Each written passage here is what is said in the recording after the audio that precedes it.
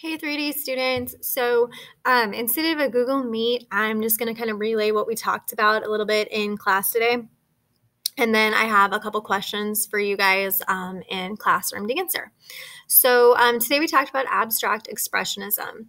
And abstract expressionism is expressing thoughts and emotions through color and shapes and line and texture and form instead of using recognizable images. So we practiced that with our sketchbook assignment a couple weeks ago when I had you guys express different emotions. So this can be any type of media. It can be painting, it can be photography, it can be sculpture, it can be collage. So there's lots of different ways you can create abstract expressionism. We are going to be focusing on subtractive sculpture. So a little bit of abstract expressionism controversy. So as with most different types of art, not everybody liked abstract expressionism. So I'm going to show you guys two different painters. The first one is Mark Rothko. So he was a painter, and as you can see in his different paintings, he created fairly simplistic paintings, but they were different colors and usually in like rows of different colors. And his idea was he wanted you to sit in front of his painting and allow yourself to feel something. So you are meant to be impacted in terms of your feelings and emotions by his paintings.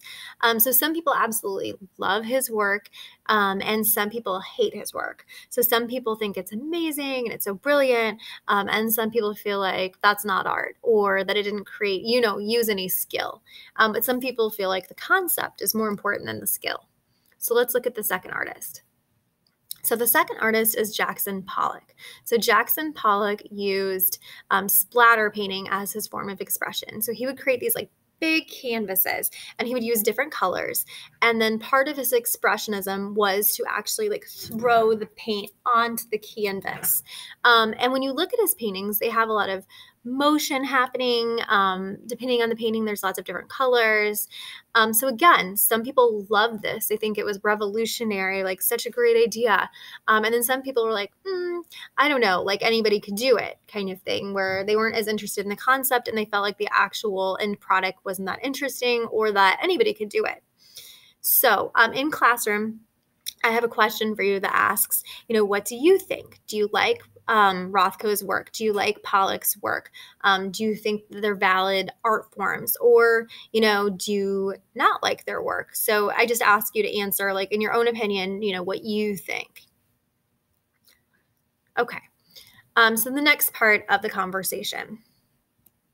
So when we're looking at abstract expressionism in terms of sculpture, we're looking for color, form, texture, and movement. And ironically, there was actually drama in the art world over painting versus sculpture. So abstract expressionistic sculptors felt like painters were getting all the attention, so they were angry about that. So there was even like division within the abstract expressionism world, not just the art world and abstract expressionism.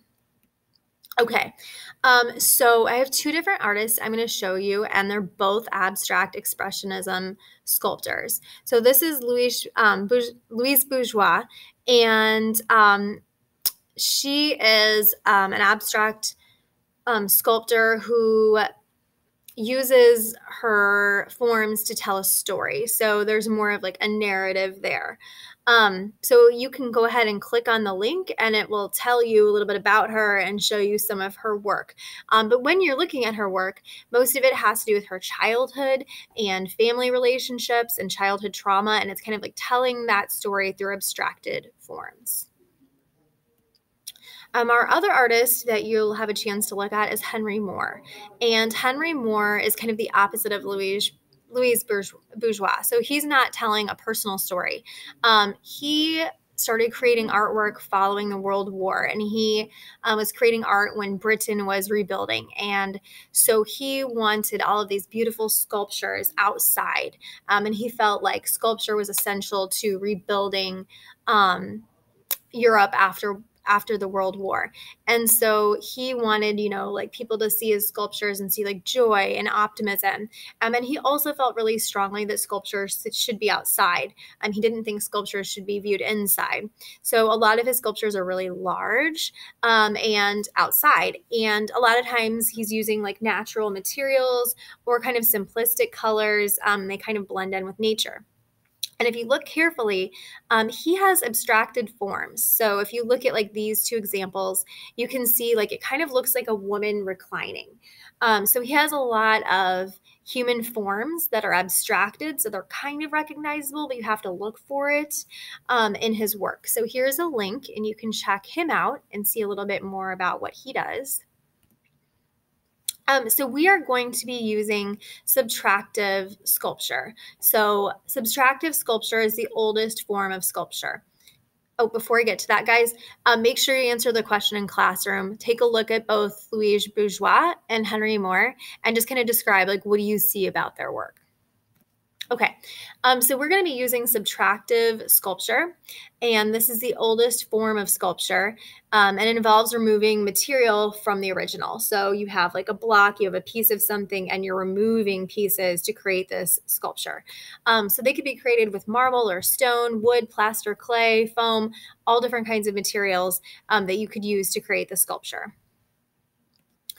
We are creating an in the round sculpture. So that means unlike your relief project where there was a flat back and we were just carving or adding on to it, this is a 360 piece of art. So we're thinking about the height, the width, and the depth. Okay, so here are our goals, and then I'm going to show you guys some examples, and then also we can look at what you can do with paint. So our goal is to convey a feeling or an emotion through color, form, abstracted symbol, through sculpture. So it can kind of look like something, but it should be more of a clue instead of, a realistic sculpture. That's not what we're looking for. We're going to be doing reductive carving. So we're developing our skills and we're using the 360 degrees, so height, width, depth. We're going to be using paint. We'll look in just a second at some options with the paint. So obviously color, but also application of paint. Good craftsmanship, pride in presentation, obviously, and then time management, overall effort. So if you click on the link, it'll show you guys some examples of what we're going to be doing. So we're going to be using foam as our carving material. And here's another high school that has done something similar. So you can see, how they've carved away, and they're going for, again, same thing, abstract expressionism. So some of them have holes, some of them are more pointy, some of them are more rounded. This one actually kind of looks like a human figure, so it can kind of look like something. This one kind of reminds me of coral a little bit. This one reminds me of spirals. So yours can definitely look kind of like something or remind you of something. Okay, going back to our presentation here. Just taking a quick second to load. So when you're thinking about what you can do in terms of paint and color, I have a couple different ideas that are possibilities. So you could use splatter if you wanted to, depending on what your emotion or feeling is. You could use sponge application. You could do dripping, where you let it, drip down your sculpture. You could fade, so like a color transition instead of just one flat color. You could use Q-tips to apply. We can also apply modeling paste, which hardens and kind of can, if you wanted like a more rough or like bumpy texture, we could apply that. So all of those are options on top of the color and the form for displaying the emotion or the feeling that you're going for. So make sure that you are answering the questions in Google Classroom. So I'm posting this video, but I'm also going to put the slides in there so that you can actually click on the links and all of that.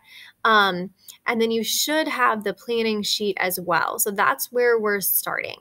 And I think we're going to be okay in terms of the material, I think by the time you guys come back, we can go ahead and start you on the material. So I'm not really worried about you getting it this week. I thought we'd be a little bit further, but we didn't get further. And then also you have your Keith Haring sketchbook assignment due this week as well. So if you need anything, please reach out to me, guys. I'm here. Hopefully everyone's feeling okay and doing all right. And I'll see you soon.